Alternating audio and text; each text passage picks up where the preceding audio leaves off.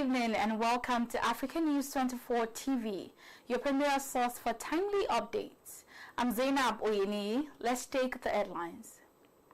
Kano State Assembly moves to impeach Deputy Governor. Former Kaduna Governor Nasir El-Rufai alleges his invitation is politically motivated. Court discharges Acquits suspended Deputy Commissioner of Police Abba Kyari. And to the full conversation, beginning in Kano State, where the House of Assembly has begun moves to impeach the Deputy Governor of Kano State, Aminu Abdulsalam Kwarzo, following allegations of misconduct and abuse of office. During the plenary session, lawmakers said the decision followed complaints raised against the Deputy Governor, prompting the Assembly to initiate constitutional steps towards possible impeachment. The lawmakers also resolved to set up a committee to investigate the allegations and determine whether they warrant his removal from office.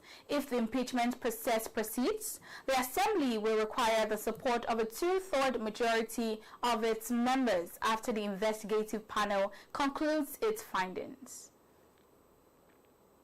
Nigeria's Vice President Kashim Shettima has mocked the membership registration process of the African Democratic Congress, ADC, describing its newly introduced digital registration platform as flawed and unreliable. Shettima criticized the opposition party for what he called a poorly executed attempt to modernize its membership system, saying the process had exposed weaknesses in the party's organizational structure.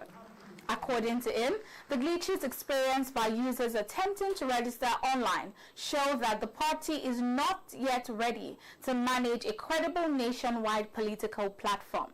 The vice president's remarks come amid growing political competition between the ruling All Progressives Congress and opposition parties ahead of future elections, with several parties exploring digital tools to expand their membership base and mobilize supporters.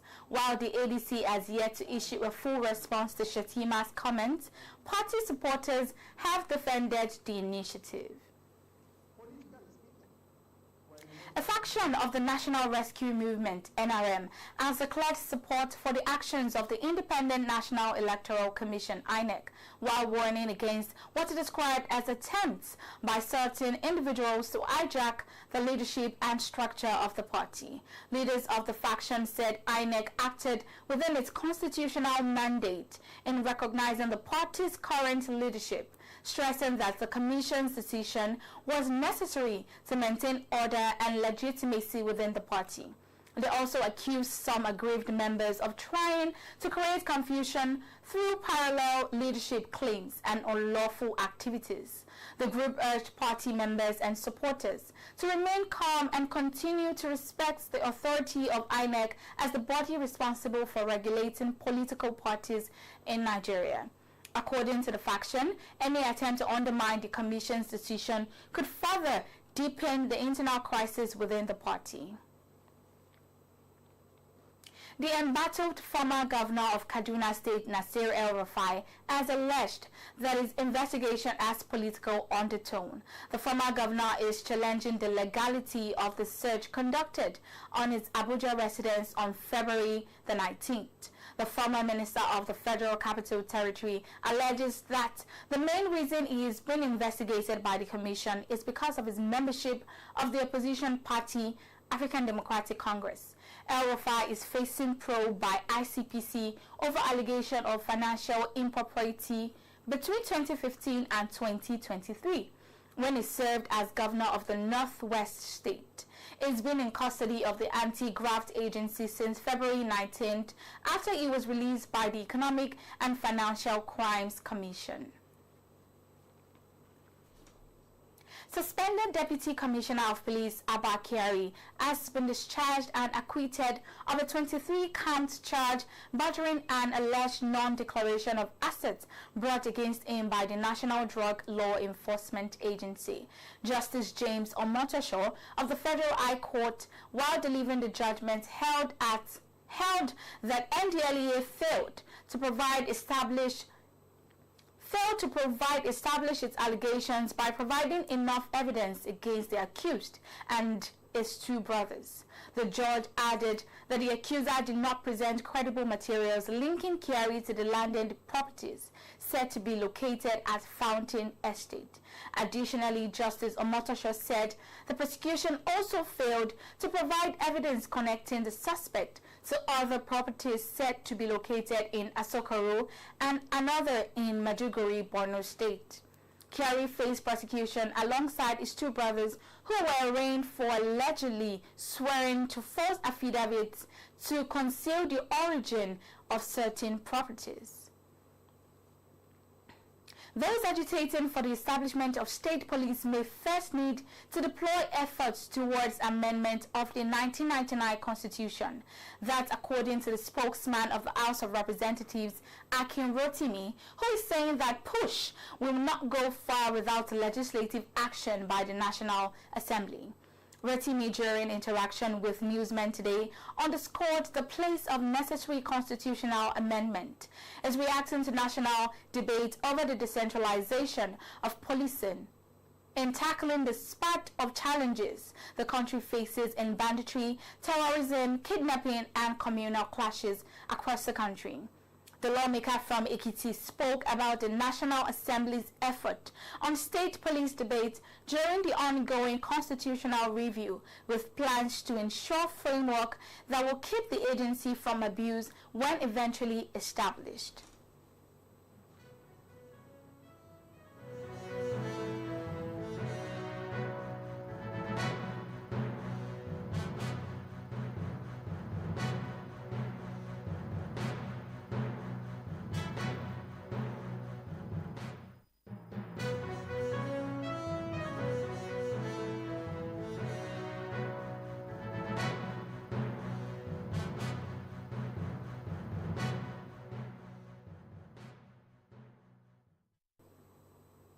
Welcome to business. Vice President Shettima says the implementation of new tax reforms will eliminate the burden of multiple levies and charges on small businesses. Shettima was speaking at an interfaith breaking of fast for Ramadan and Lent held at the State House, Abuja, where he represented President Bola Tinubu. The attendees included members of the Federal Executive Council, Central Bank Governor, and other senior government officials. Shettima said the reforms would also remove tax burdens on low-income earners and help reduce poverty. It said the planning and implementation of the reforms were carefully designed to improve livelihoods. Meanwhile, the Minister of Steel Development, Shuaibu Audu, has been talking about the country's readiness to move beyond exporting raw materials as the federal government seeks credible long-term investors to develop its estimated $10 billion annual steel market. The minister was speaking at the Nigeria-German Economic Forum in Dortmund, Germany, where he outlined plans to reposition Nigeria as a continental industrial hub. According to Audu, the government is pursuing a strategic shift from raw materials exports to value-added production in line with the renewed hope agenda of President Bola Ahmed Tinubu. It noted that Nigeria's large population and abundant mineral resources place the country in a strong position to become a key production and trade hub in Africa. Audu said Nigeria currently records about $10 billion in annual steel utilization, a figure that highlights both the scale of domestic demand and the need to develop local production capacity. And on the foreign scene, thousands of German teenagers skipped school today to protest against what they described as an increased military recruitment drive. About 3,000 students gathered at Potsdamer Platz in Berlin, while smaller demonstrations were held in other parts of the country as part of a nationwide school strike. The students expressed fears that the recruitment campaign could eventually lead to the return of compulsory military service. Some of the protesters said they were worried about being forced to fight in wars in the future. A 15-year-old student, Alex Krezeska, told journalists that he did not believe anyone should be sent to the front lines for political decisions. He advised that conflicts should be resolved through diplomacy rather than war. Other students carried placards with messages such as "We are not cannon fodder," and called on German leaders to reconsider their military plans. Meanwhile, a United States Marine veteran and Green Party candidate in North Carolina's state race, Brian McGuinness, has been arrested after disrupting a congressional hearing in Washington, D.C. The incident happened during a Senate Armed Services subcommittee session where military officials were discussing defense readiness. McGuinness reportedly stood up during the hearing and shouted against U.S. and Israeli military actions towards Iran. Videos from the scene showed officers from the United States Capitol Police trying to remove him from the hearing room as he resisted. During the struggle near the doorway, his hand appeared to get stuck between the door and the frame. As campaign manager Mark El-Borno later told the newsmen that McGuinness was taken to George Washington University Hospital for treatment, claiming that officers broke his arm during the confrontation.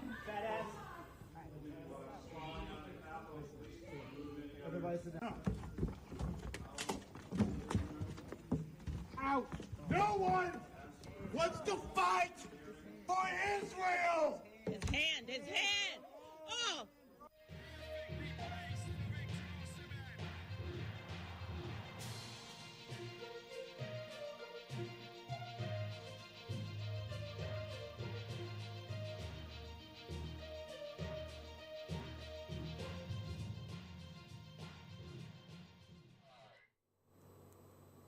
Welcome to sports. The Confederation of African Football, CAF, is set to decide the fate of the 2026 Women's Africa Cup of Nations, WAFCON, scheduled to be hosted by Morocco. The tournament, which is expected to bring together 16 of Africa's top women's national teams, is currently facing uncertainty after Morocco reportedly asked CAF to postpone the tournament, saying it may not be able to host the event at the planned time due to scheduling and logistical concerns.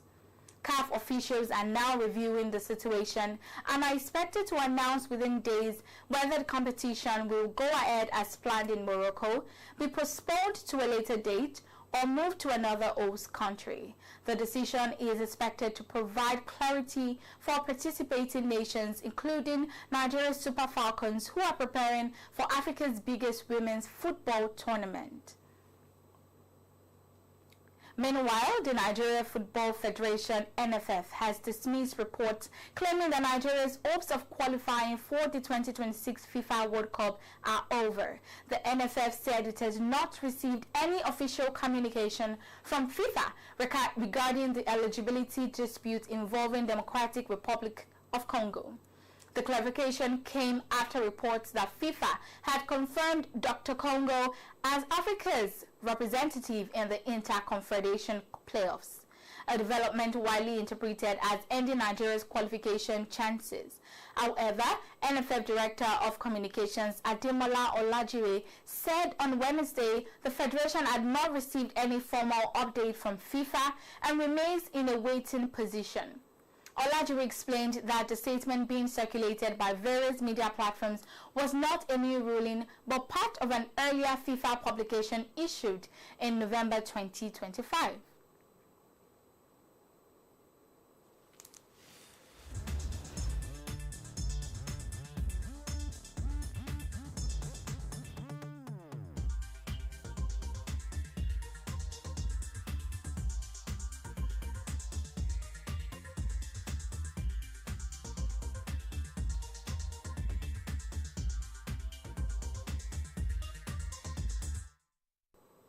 And finally, the conversation surrounding gospel and secular music continues to spark debate across Nigeria. For some, the choice of genre goes beyond sound. It reflects purpose, values, and even divine calling. Our correspondent OYENIYI revisits the social media post by gospel singer Busola Oke, also called Ele about her financial distress.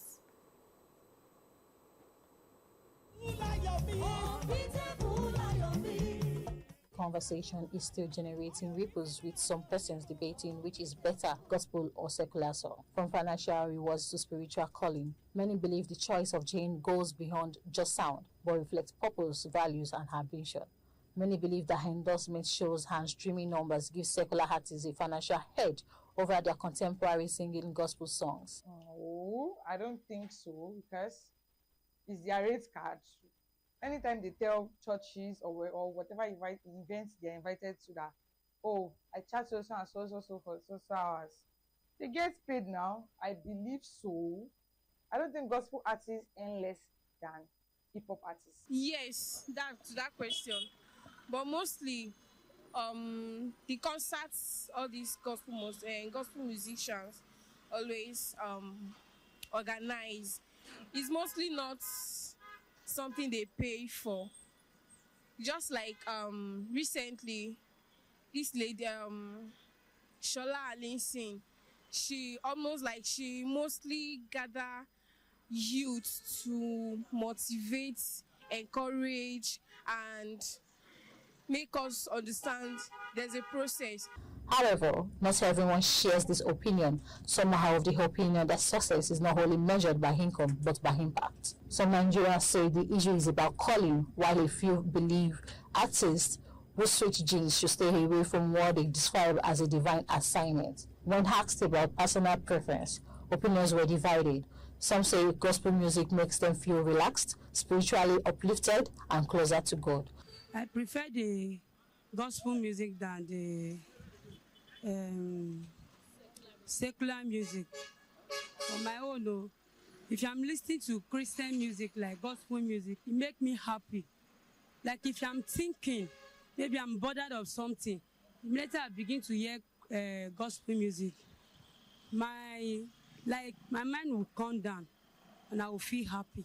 As debates continue, the point remains on the impact of these songs on the fan, now and in the future. OYENIYI, African News 24 Television.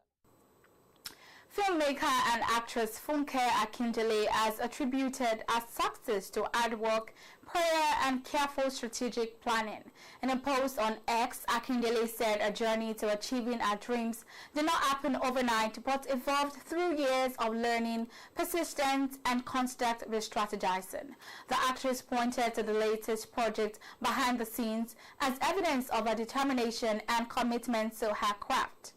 She also expressed appreciation to her team and fans for their continued support, assuring them of a commitment to telling African stories with passion and authenticity. Akindele recently received an award from the National Film and Video Censors Board in recognition of a record-breaking achievement in the entertainment industry. She dedicated the award to creatives who pursued their dreams with determination and consistency. Jennifer used to make every... Finally, MultiChoice Group has announced plans to discontinue its streaming platforms Showmax following a review of its digital operations. The announcement comes 5 months after Canal Plus Group, a French television broadcaster, completed the takeover of the South African pay TV company. In a notice sent to subscribers on today, MultiChoice said the decision was taken by the board after a comprehensive assessment of the streaming platforms as part of efforts to reposition its digital services. According to the company, the move is intended to strengthen its digital strategy and ensure long-term sustainability in an increasingly competitive streaming market. MultiChoice, however, assured subscribers that the service will continue to run for now and that there will be no immediate changes to their viewing experience. And that will be all for now. Do well to follow us on our website at africannews24.ng and across all our social media platforms as displayed on your screen. I'm ZAINAB OYENIYI. Good evening.